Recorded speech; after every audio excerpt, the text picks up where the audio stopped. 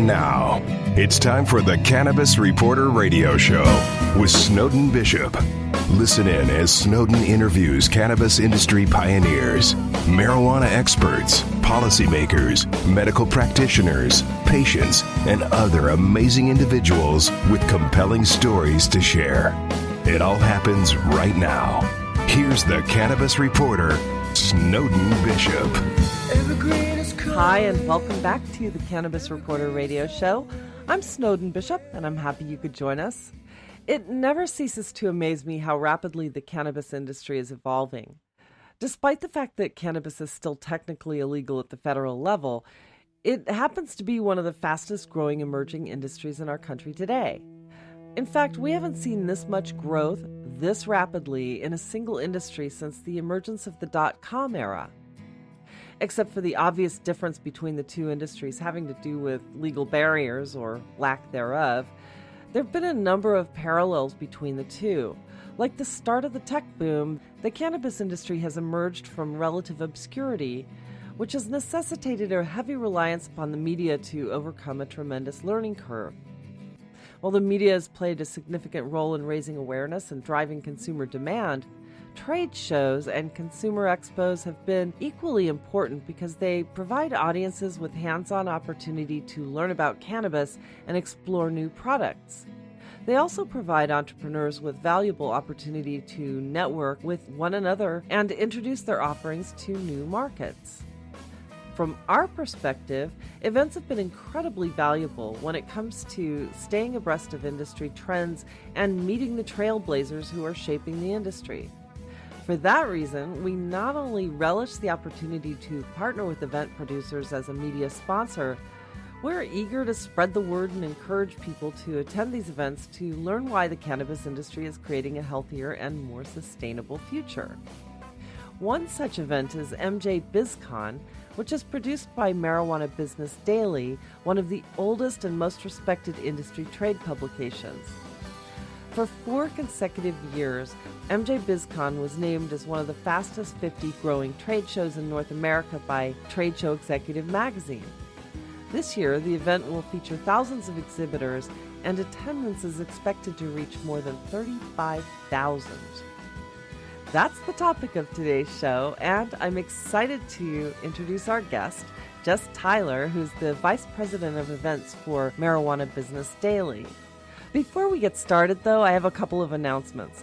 First, full disclosure, we're very proud to be a media partner of MJBizCon, and we'll be broadcasting on site from Radio Row at the event in Las Vegas in December, so you'll have to be sure to check us out. Also, I'm thrilled to announce that Blue Mountain Energy has become our newest sponsor, and I hope you'll join me in welcoming them to the Cannabis Reporter family. We're really grateful for their support of our educational platform. And what I appreciate most about Blue Mountain Energy is that they're committed to helping cannabis growers drastically reduce their energy consumption and can actually save growers up to 80% on energy costs. By the way, they'll be featured as an exhibitor at MJBizCon, showcasing their line of indoor climate control systems that are powered by natural gas and propane. So, if you'll be at the event, be sure to check out their booth in the exhibition hall. So let's get started. I'm here with Jess Tyler, Vice President of Events for Marijuana Business Daily, as I mentioned. She hails from the hectic arena of exposition events, and in her capacity as VP of Events, she oversees the entire roster of Marijuana Business Daily's major expos, which take place several times a year in various cities throughout the United States. Jess, I'm looking forward to this conversation. Thank you so much for joining me. Oh, thanks so much for having me. You're welcome. So I'm really interested in talking about the upcoming MJBizCon event. But before we do that, tell me just a little bit so that our audience understands where you're coming from, because I know that you're in charge of these events now. Tell me a little bit about your background. Sure. So I've been with Marijuana Business Daily for about a year now, and I come from a trade show background. So I live and breathe events, and in the events industry, MJBizCon is really just such a phenomenal event with just how fast it's growing and how exciting it is to be in cannabis right now. So when I came over to MJBiz Daily, it was, it's been a wild ride. It's been a lot of fun. And we've had already this year 4 or 5 events, and then we've got our big MJBizCon Las Vegas coming up in December. It's exciting. I'm looking forward to that one, to be sure. But when you were working in other sectors of industry and in trade shows, what did you find to be like the biggest difference when you got to do the MJ BizCon event for the first time? I mean, it must have been a little bit of a contrast.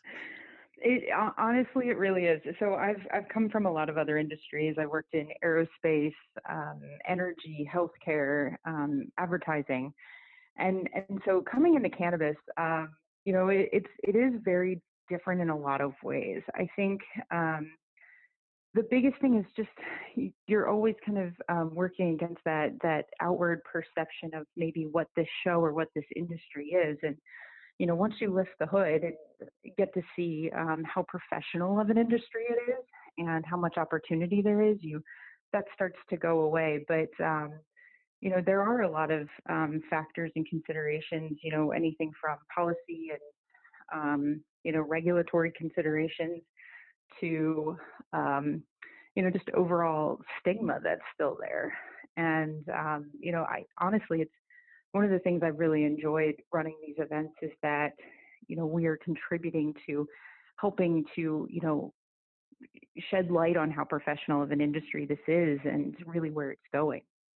Yeah, and it is growing leaps and bounds. In fact, I think it is one of the fastest growing sectors of our economy right now. I don't think we've seen anything like this since the .com era. That it's exactly true, and I do say that a lot when I talk about the event, MJBizCon event, with its growth. In the trade show world, we would say it's a once in a 50-year show. It's growing. We've hit well over 50% growth, almost up to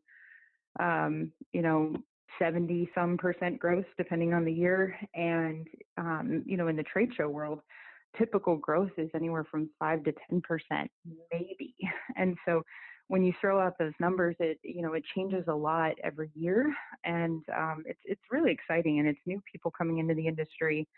It's seeing how it's developing both from other market segments where they're coming into cannabis, from an adjacent market, all the way to people who are, really kind of leaving what they've been doing, in their careers and coming in and getting a fresh start.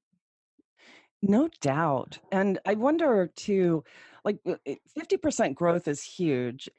But it's not surprising, honestly, because I think, as you mentioned, the stigma has been something to overcome over the last 10 years in this industry. And right now, you're starting to see a lot of normalization of cannabis in the media. And I mean, you walk into any convenience store and you see CBD for sale. Mm-hmm. It's really changed dramatically. And I mean, in terms of the attendance, have you seen an evolution in the people that actually attend? Is it becoming like more mainstream rather than just cannabis enthusiasts, in your opinion? In my opinion, I would say yes. I think we still have a long way to go. And I think that legalization, is going to be something that is really going to drive that. There are still there on companies that should be in this space that aren't quite yet, and they're kind of saying, wait a minute, I think I'm going to wait a little bit more, see how the legalization side plays out.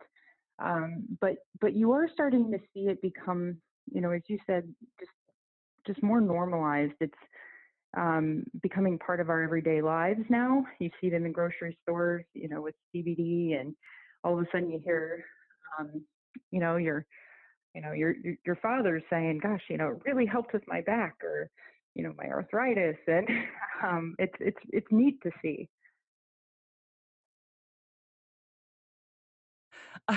I agree about that. The family members. I mean, I started writing about this 10 years ago almost. And it was sort of interesting to explain to my family what I was doing and, leaving a very sort of respectable field of journalism to go into cannabis was You get sort of, the family reactions, huh?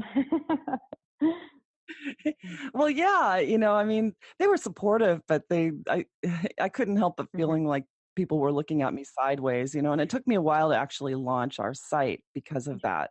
We had other media outlets and then also we had clients to consider, who were staunchly opposed to any kind of cannabis reform. And so it took us a while to take that sort of courageous step Mhm. to actually get into Yeah, it. and well, and 10 years But ago, it was a much different environment than people who are getting into it now. oh, much different. I mean, attitudes across the board were different, and now it's like, people will actually search for it online, whereas before it was only the people who were very familiar with cannabis and Mhm. probably have been operating for years in the dark during the black market cannabis Mhm. days, who really expressed the interest in it. And so, and I don't know that really helped the stigma coming out of it, but I think now you go to these events and people are dressed in suits and ties as opposed to tie-dyed shirts. Absolutely. So, And when the first MJBizCon was in 2012, and at that point, there weren't many venues that would actually take us, and we ended up in like a lodge in Denver. We had about 400 attendees there, and those were, and a lot of them actually still come to MJBizCon, and which is such a great thing to see how it's evolved. But because of where the industry was, 10 years ago, it was a while before we could evolve into the show that it is now. Even making the move to Las Vegas, we were at the Rio for a couple of years until we were bursting at the seams there, and we went through a vetting process with the Las Vegas Convention Center at the time because they hadn't had a cannabis related event before. And so, but obviously when they came and they saw how professional it was, and hey, um, this is a reputable show. It's, for me, I can say, having seen other industries, it's one of the, um, you know, more professional, well put together shows that I've seen in general. And our goal is always to have it be something where, that show floor, you can walk an investor on the floor and ask them for money and be taken seriously and really make progress. And so we try to set that environment up for the industry. that's an interesting point. And I mean, after all, it is the business side of the industry. So, Hmm. tell me about some of the exhibitors. When you compare this conference to other expos and conferences that are out there for the cannabis industry, what would you see as the main difference?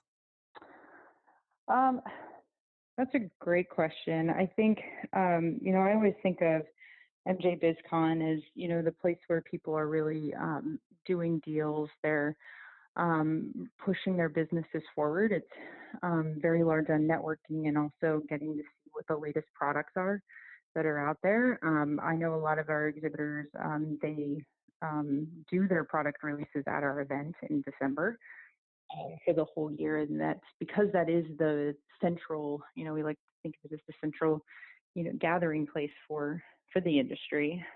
With, this year we'll have over 30,000 people in attendance.